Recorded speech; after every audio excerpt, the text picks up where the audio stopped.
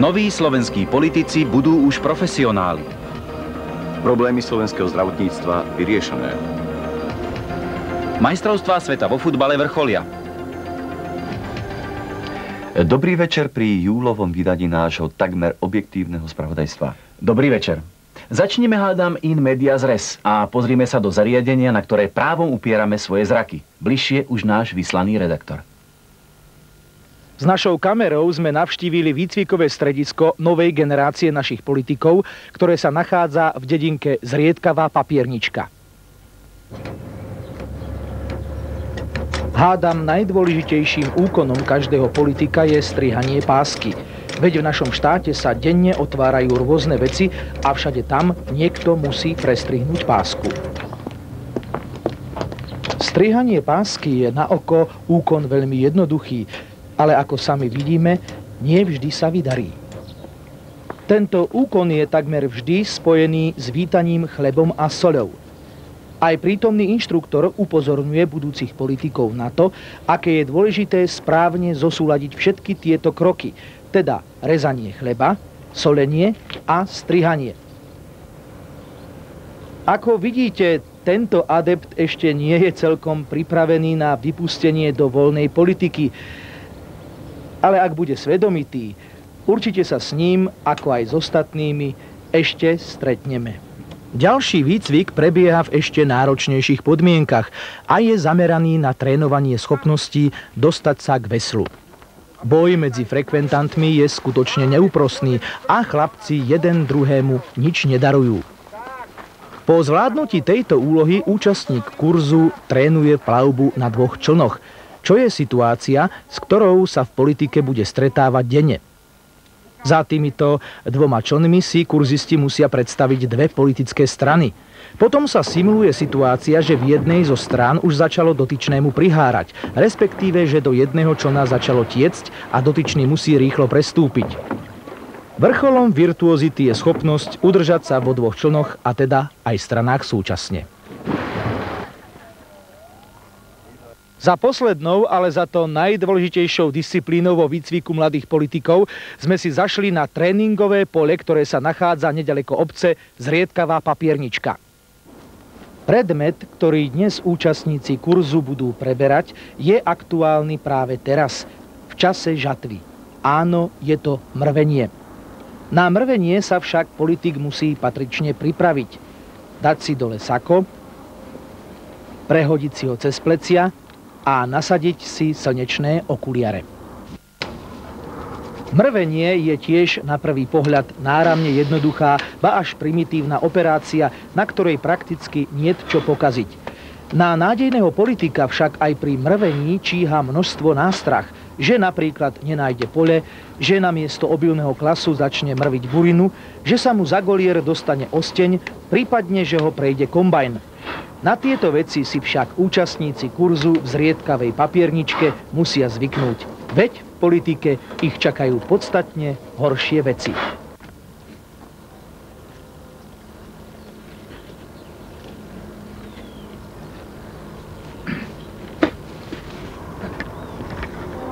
Pre Apropo TV Rastislav Piško Martinský.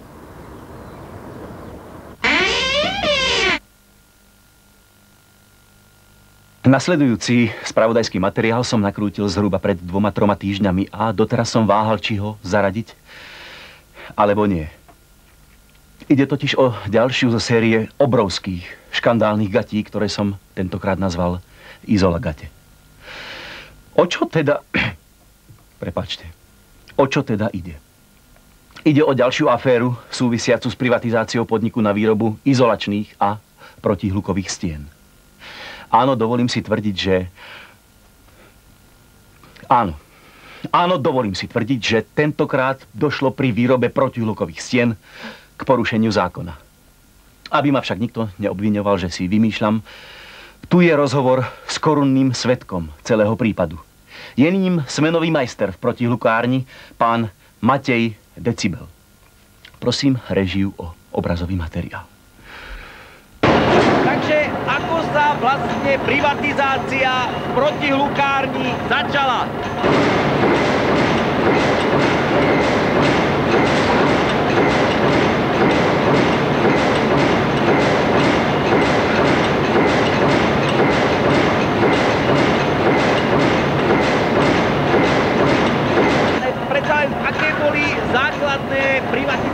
kroky vašej fabriky.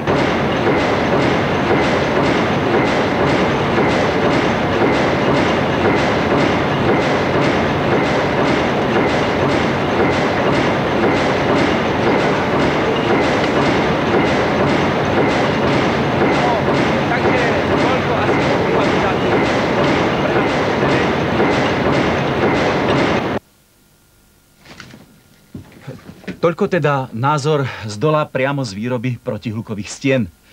Ja som však vo svojej investigatívnej, teda presnejšie vyšetrovacej žurnalistickej praxi zašiel ďalej a pozval som si sem priamo do štúdia štátneho tajomníka Ministerstva privatizácie, pána inžiniera Jozefa Unterobera. Dobrý večer.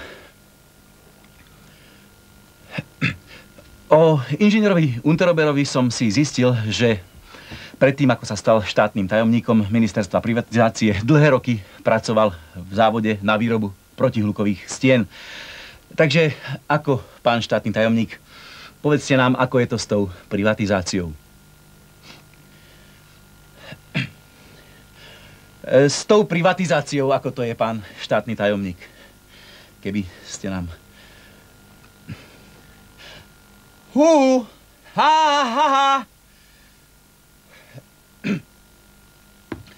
Takže po hlase z dola sme dali slovo aj tým hore.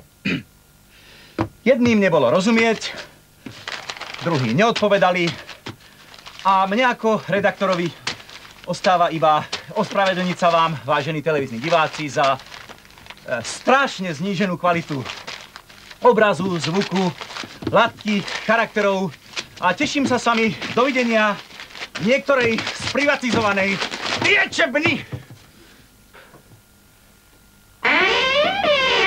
V našich ekonomických okienkach sme vám už predstavili kadečo a kadekoho. Dnes sme však natrafili na naozaj zaujímavého drobného podnikateľa.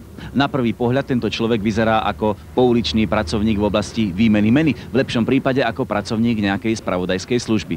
Prvý pohľad však zvykne klamať. O čo dotyčnému naozaj ide, presvedčme sa sami. Dobrý deň, prepáčte. Čo máš, starý?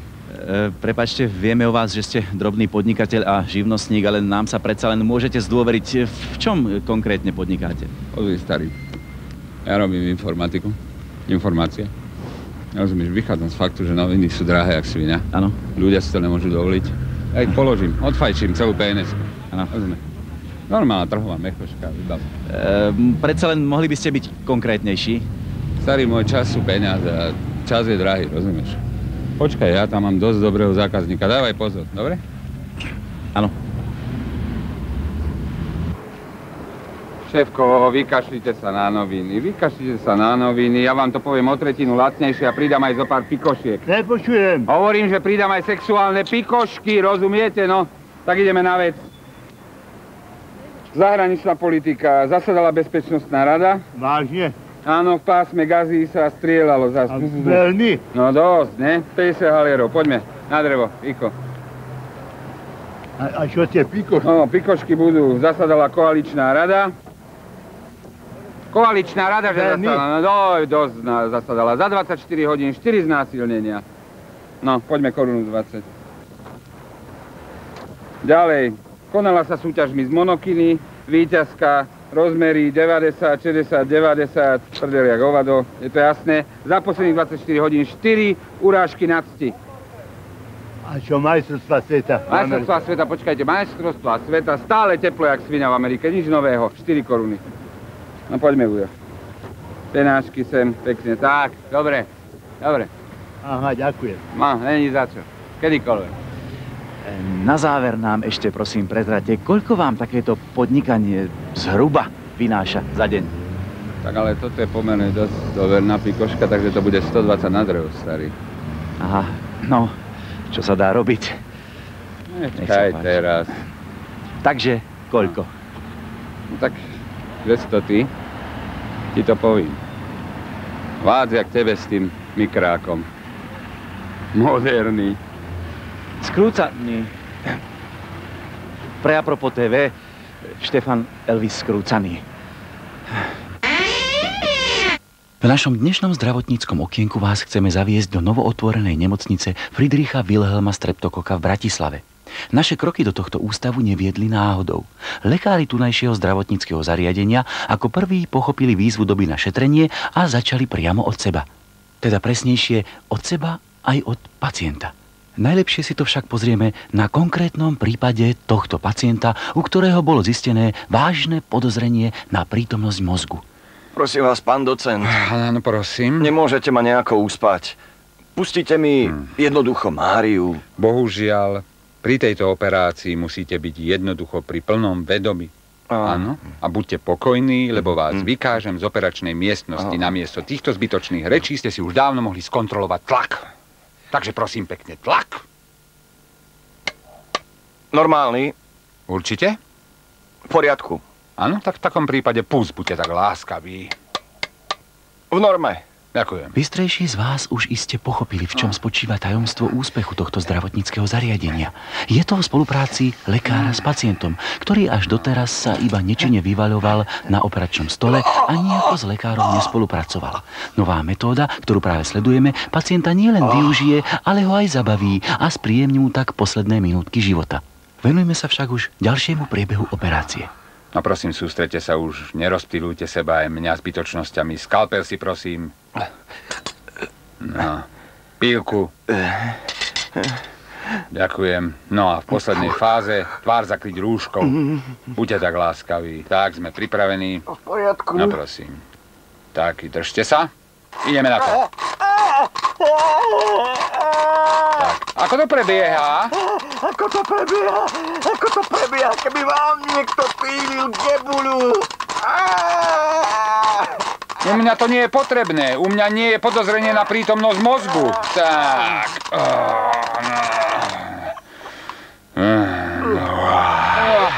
Priateľu, myslím, že je to v poriadku. Myslím, že budete v úplnom poriadku. Tu máte ihlu a niť, alebo kde ste si ju dali. Zašlite sa, prosím vás, pekne a zabezpečte si odvoz domu. Pán docent, aké sú teda celkové výsledky? Jednak samotnej operácie, jednak celkovej vašej novej metódy. No tak ja myslím, že výsledok operácie, môžeme s ním byť spokojní. U pacienta nebola zistená prítomnosť mozgu. My sme to čiastočne predpokladali už podľa predbežných testov, kedy sme sa opýtali, koho volil, chápete? No. Ale teraz myslím, že pacient je v poriadku a môže sa vrátiť do bežného života, môže začať pozerať televíziu, chodiť na mítingy HZDS, jednoducho žiť plnohodnotným, inteligentným spoločenským životom. Prípad sa teda, ako vidíte, skončil šťastne. My dúfame, že bude apelovať aj na svedomie ministra zdravotníctva, ktorý by mal prideliť vášmu ústavu viacej peňazí na celkové dokončenie vášho zdravotníckeho zariadenia. To máte pravdu, pani redaktorka, narazili ste na veľmi citlivý, povedal by som našim jazykom, neuralgický bod problému. Tento priestor sme dostali do prenájmu, ale bohužiaľ nemáme finančné prostriedky na stavbu samotnej nemocnice. Takže zatiaľ v prvej fáze si držíme aspoň tento priestor, aby nám ho nik nevyfúkol, lebo prejavil oň veľký záujem aj erotický masážny sal. My vám vo vašom neľahkom súboji budeme držať palce. Z nemocnice na okraj mesta pre Apropo TV Klotilda Somáriková. Veľa šťastia v novom živote.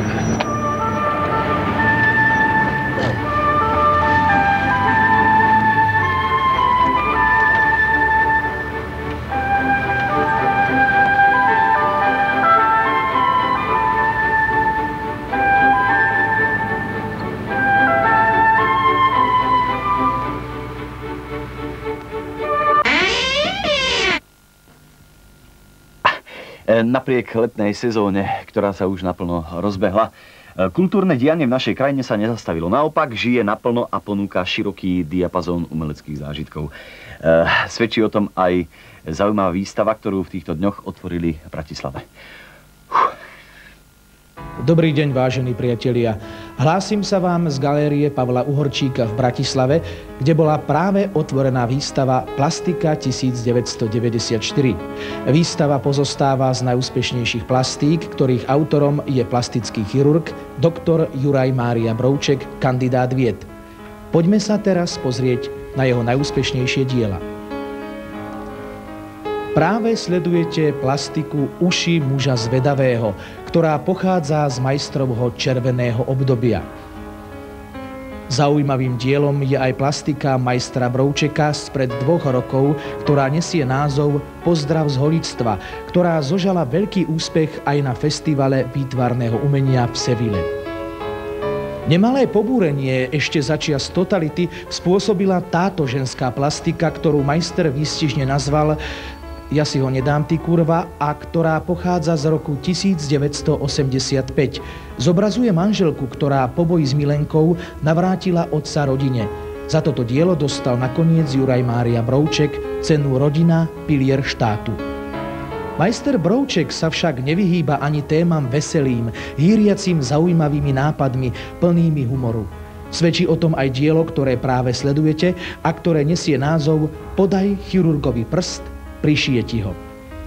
No a na záver by som vám rád predstavil a popísal čerstvé majstrovo dielo, ktoré nesie výstižný názov Nezaprieš chobot medzi očami. Ja ti dám taký chobot, že sa do smrti nespamätáš, ty idiot!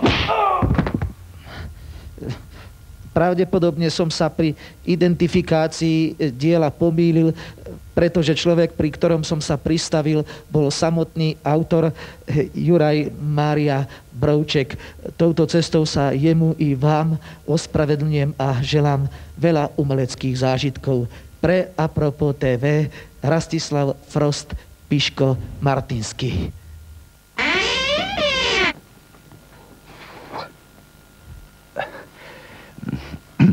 Aj keď náročné umenie má medzi našimi občanmi obrovskú podporu a naše galérie praskajú po švíkoch, predsa len človek nie je živý iba umením. Rád sa pozrie aj na špičkové športové výkony. Bližšie už náš vysraný redaktor. Na Zlatých pieskoch dnes vyvrcholili majstrovstvá Slovenska vo veslovaní. Pre naše farby však tentoraz piesky neboli ani zlaté, ani strieborné, a dokonca ani len bronzové. No nič, to bola štipka takého veslárskeho humoru. Náš štáb pre vás nakrútil priebeh najdramatickejšej disciplíny, ktorou bolo finále štvoriek s kormidelníkom. Našu štvorku s kormidelníkom nogom sme zastihli na 2. kilometri a vidíme, že okolo nej široko ďaleko niet jediného súpera. Všetci sú už totiž asi 20 minút v cieli. Medzi našimi chlapcami žiaľ práve teraz vyvrcholili dávne rozpory a svoje zohráva aj fakt, že každý z nich je z iného kraja.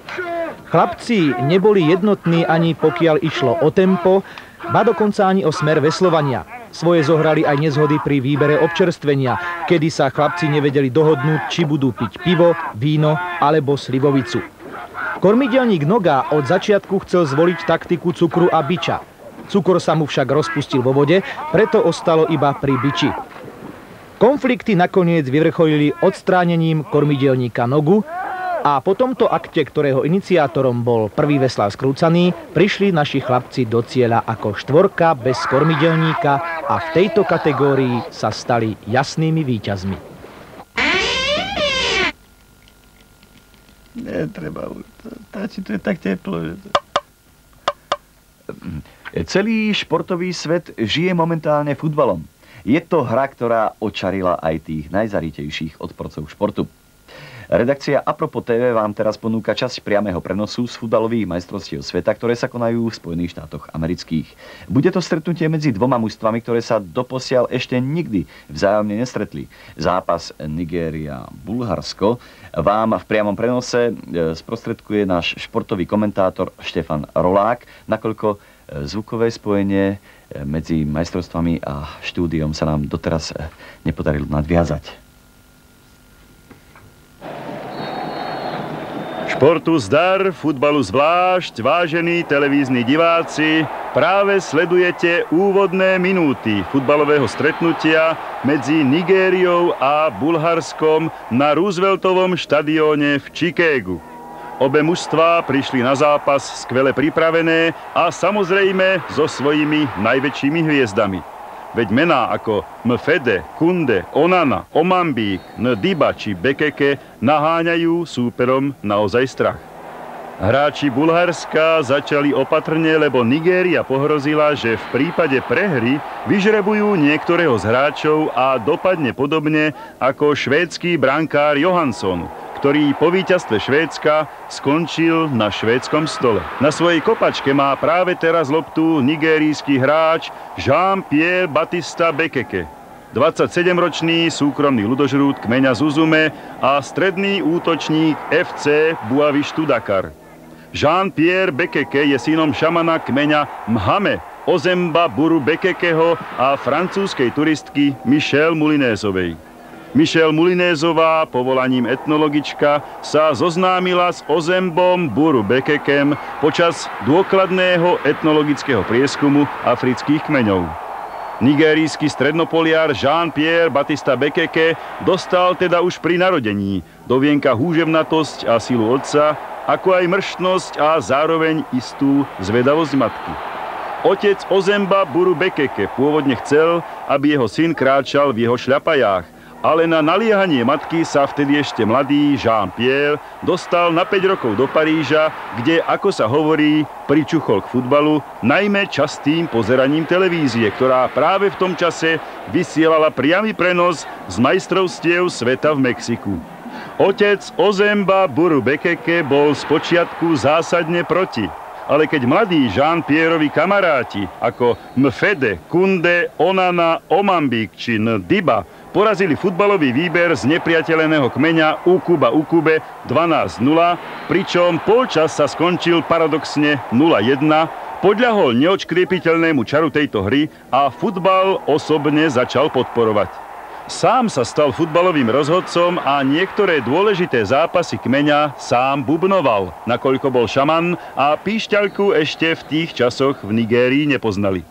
Tu treba spomenúť, že v zápase, v ktorom domáci kmeň porazil Ukuba Ukube 12-0, dal všetkých 12 gólov priamo sám Jean-Pierre Baptista Bekeke.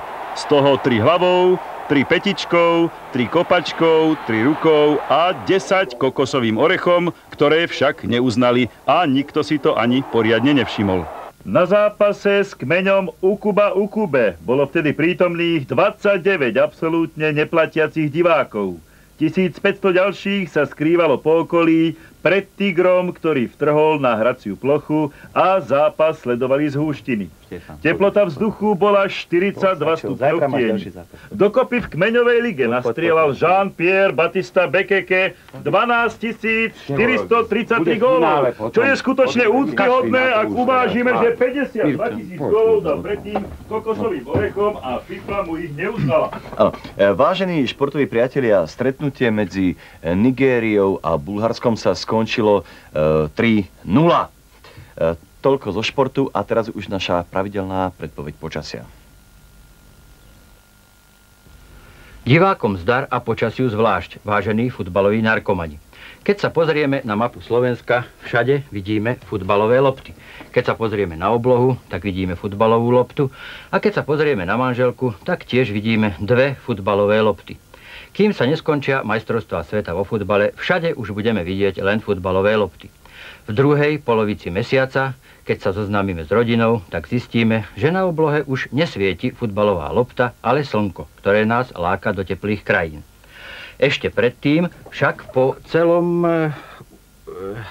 území Slovenska budeme vidieť na cestách chlapov pod autami. Nepôjde však o žiadne tragédie. Pôjde iba o posledné doťahovanie matíc, prefúkovanie ventilov a iné úkony na autách. Deň pred odchodom na dovolenku teda môžeme označiť za deň dotiahnutých matiek. Pri samotnej dovolenke, napríklad pri ceste po púšti, sa nám môže stať, že uvidíme zrazu svoj rodný panelák. Je to však jednoznačne fatamorgána. Naopak, pri návrate domov zistíme, že nám celý panelák ukradli. V tomto prípade to už nie je fatamorgána, ale tvrdá realita. Celkom na záver, vážení diváci, by som sa chcel s vami rozlúčiť ďalšou novodobou ľudovou pranostikou. Napríklad nepriamy kop v 16-ke, polovica gólu. Prepáčte mi, to je tým teplom a futbalom. Ďakujem vám za pozornosť. Toľko to teda naše júlové vydanie, vážení diváci. Ako vidíte, aj nám je horúco, veď sme len ľudia. No a ako taký si v týchto horúčavách namiesto tradičnej vodky za správami, dajme radšej vodu za správami. Takže na zdravie a dovidenia v časoch, keď nám opäť bude chutiť alkohol. Na zdravie a dovidenia.